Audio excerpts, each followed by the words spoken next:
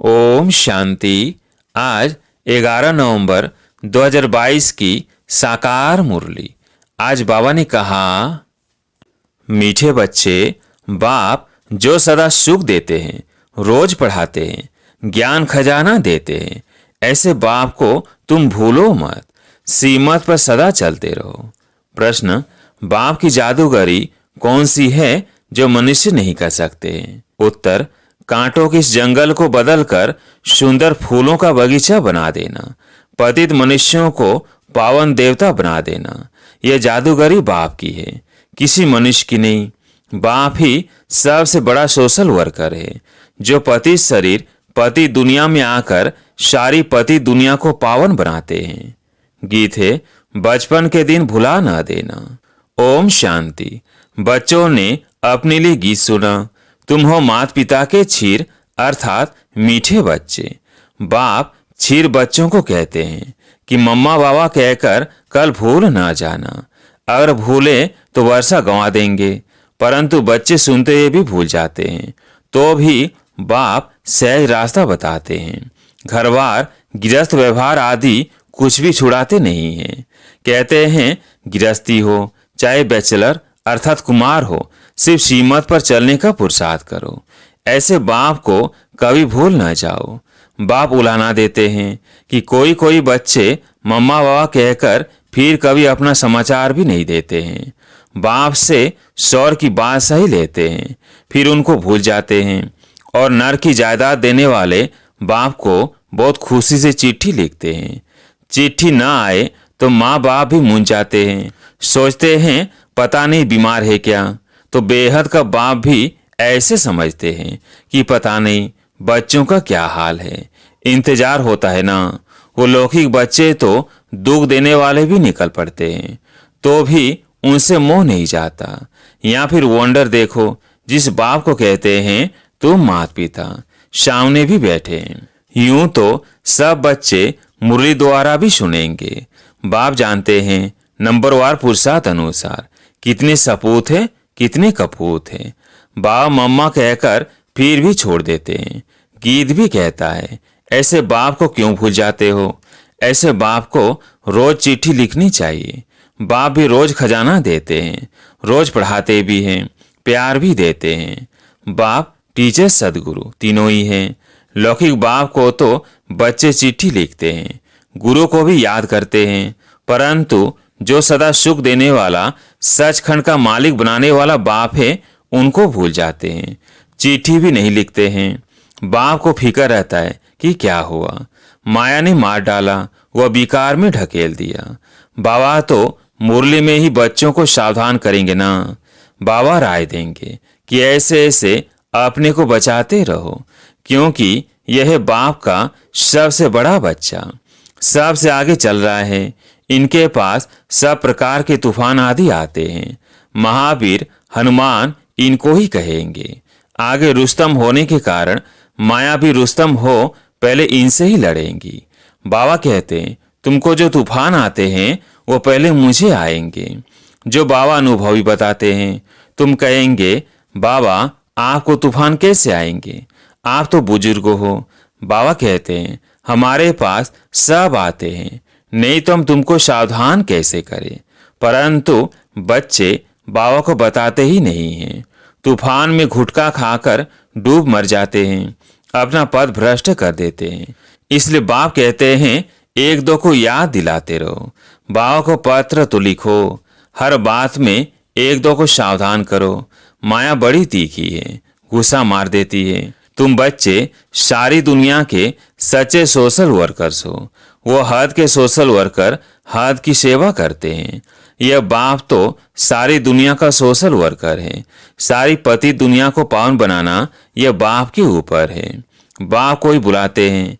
ऐसे बाप को बाप का फिर बच्चे भूल जाते हैं। यह गीत भी कोई का टच किया हुआ है।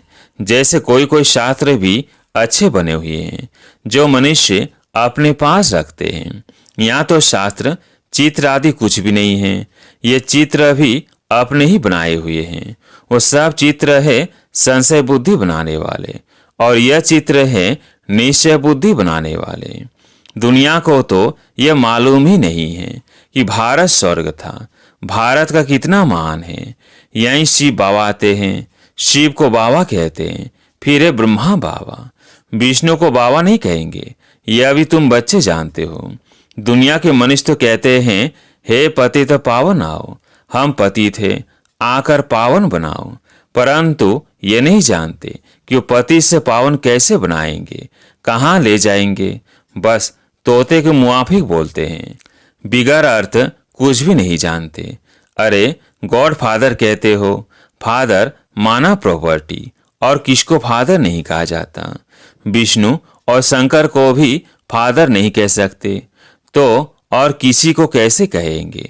सब समझते हैं कि गॉड फादर निराकार ही है। आत्मा इस देह में आकर पुकारती है, ओ गॉड फादर। बाप आकर देही अभिमानी बनाते हैं। तुम बाप को कहते हो, बाबा हमको पावन बनाओ और पावन दुनिया में ले चलो। शिव बाबा आते हैं भारत में पवित्र प्रवृत्ति मार्ग बनाने। बाप कहते हैं, तुम प्रवृत्ति मार्ग वाले पावन थे, तुम ही चाहते हो हम पावन बने। स्वर को याद करते हो। बैकुंठ करने से श्री कृष्ण याद आता है।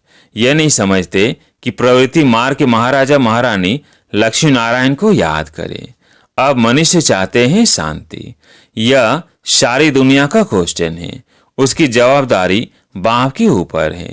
जब भारत नर्क हो जाता है तो उसको स्वर्ग बनाने बाप ही आते हैं। नर्क फिर कौन बनाते, कब बनाते हैं, यह कोई नहीं जानते हैं। बाप कहते हैं, मैं तुमको स्वर्गवासी बनाता हूँ। स्वीट वर्ल्ड में ले जाए, फिर तुमको स्वीट बादशाही में भेज देंगे। ऐसे बाप से तो रात दिन पढ़कर पूरा वर्षा लेना चाहिए। वास्तव में रात दिन कोई पढ़ाया नहीं जाता है। बाबा कहते हैं, सवेरे और रात को 1 घंटा रेगुलर पढ़ो। सवेरे का समय तो सबको मिलता है, 1 सेकंड की बात है। सिर्फ बाबा और वर्षे को याद करना है। फिर भी तुम भूल जाते हो। फिर कहते हो, बाबा हम क्या करें। याद भी बड़ी सहज है। सृष्टि चक्र का ज्ञान भी बड़ा सहज है। यह पाप आत्माओं की दुनिया। तुमको पुण्य की दुनिया में जाना है। शिव बाबा को याद करो। गृहस्थ व्यवहार में रहने वालों के लिए भी बहुत सहज है। तो बाप बच्चों को जरूर याद करते हैं। फलाने की कभी चिट्ठी नहीं आती है, क्या हो गया है। वह जब सामने आते हैं तो पूछता हूँ, क्या बेहोश तो नहीं हो गए थे। बाप के साथ इतना लव नहीं। पाई पैसा कमाने वाले में लव चला जाता है। बाबा को समाचार देना चाहिए, बाबा हम जीते खुश हैं। औरों को भी परिचय देते रहते हैं। बाबा तो रोज मुरली में याद प्यार भेजते हैं। बाकी एक एक का नाम तो नहीं लिख सकते हैं। तो बच्चों को भी अपना समाचार देना चाहिए। इस समय सारी दुनिया का मुंह काला हो गया है। उनको बाबा आकर गोरा बनाते हैं। बाबा भारत का मुंह फेर देते हैं। कांटों के जंगल को फूलों का बगीचा बनाते हैं। कैसा जादूगर है। स्वर के बगीचे में भारत ही होता है। वहाँ यह पता नहीं रहता कि हमारे पीछे और कौन कौन आने वाले हैं। समझते हैं बस हम ही विश्व के मालिक हैं। सतयुग को कहा जाता है गार्डन ऑफ अल्लाह। फिर जंगल कोई गॉड नहीं बनाते, वह तो रावण बनाते हैं। रावण पुराना दुश्मन है जिसको कोई नहीं जानते हैं। बाबा पूछते हैं, तुम किसकी संतान हो। बाबा हम ब्रह्मा के बच्चे हैं, शिव बाबा के पोतरे हैं। शिव बाबा ब्रह्मा द्वारा वर्षा देते हैं। ब्रह्मा द्वारा सौर की स्थापना कर रहे हैं। तुम बाबा के बच्चे बने ही हो वर्षा लेने के लिए। बाबा कहते हैं याद रखना, भूलना नहीं। कहते हैं बाबा घड़ी घड़ी भूल जाते हैं। अरे तुमको जो नरकवासी बनाते हैं उनको याद करते हो, और स्वर्गवासी बनाने वाले बाप को भूल जाते हो। बाप को नहीं भूलेंगे तो वर्षे को भी नहीं भूलेंगे। इस समय तो बाबा हाजिर नाजिर है। कहते भी है हाजिरा हजूर, वह भी गुप्त है। ऐसे नहीं कहेंगे कि हम उनको देखते हैं। आत्मा गुप्त तब भी गुप्त आत्मा शरीर में आकर बोलती है, मुझे भी शरीर चाहिए, नहीं तो आऊं कैसे। गर्भ में आऊं तो गर्भ जेल में आना पड़े। मैं गर्भ जेल में क्यों आऊं, मैंने कौन सा गुनाह किया है। गर्भ महल तो होता है स्वर्ग में। हम स्वर्ग में आकर क्या करेंगे? स्वर्ग का मालिक तो तुम बच्चों को ही बनाता हूँ। यहाँ सम्मुख बैठकर सुनने से सबको मजा आता है। यहाँ से बाहर जाने से सब कुछ भूल जाते हैं। 21 जन्मों की राजाई लेना और साधारण प्रजा में पद पाना, फर्क तो बहुत है ना। भीड़ लोग रोटला खाते हैं, साहूकार माल खाते हैं, फर्क है मर्तबे का। परंतु दुखी तो दोनों ही होते हैं। स्वर्ग में फिर सब सुखी होते हैं, परंतु मर्तबा नंबर वार है। हमको पुरुषार्थ करके ऊंच पद पाना है, मम्मा बाबा को फॉलो करना है। इस समय श्रीमत मिलती है तो माता पिता को फॉलो करना पड़े। माता पिता तो साकार में चाहिए, शिव बाबा को तो पुरुषार्थ करना नहीं है। मम्मा बाबा पुरुषार्थ कर 21 जन्मों का राज्य भाग्य लेते हैं। फिर जो अच्छा पुरुषार्थ करते हैं वह गद्दी पर बैठते हैं। 8 पास हुई दोनों होते हैं, उनमें आना चाहिए। उनमें नहीं तो 108 में आओ। मार्जिन तो 16,108 की भी है। 16,108 की बहुत बड़ी माला होती है, उनको बैठ खींचते हैं। यह माला जपने की बात नहीं है। बाप तो कहते हैं फॉलो करो। ये ब्रह्मा बूढ़ा पढ़कर 500 नंबर 1 में जाता है, मम्मा जवान भी नंबर 1 में जाती है। तो तुम पुरुषार्थ क्यों नहीं करते हो? गफलत क्यों करते हो? बाप को पत्र भी नहीं लिखते, याद भी नहीं करते हैं, प्रण भी कर जाते हैं, परंतु बाहर गए खलास। हम कह भी देते हैं तुम बाहर जाने से भूल जाएंगे, कहते हैं बाबा नहीं भूलेंगे, फिर भूल जाते हैं। वंडर है ना।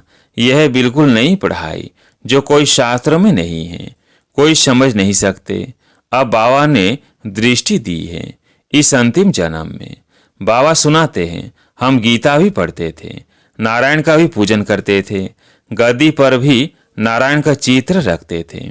हिस्ट्री सुनाना, लक्ष्मी को कैसे मुक्त कर दिया।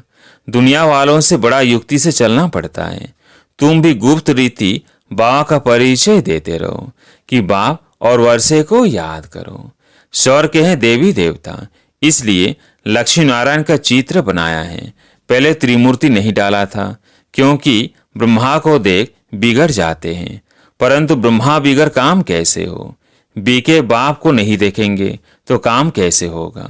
बाप कहते हैं गीता में लिखा हुआ है, मन मना भव मध्याजी भव।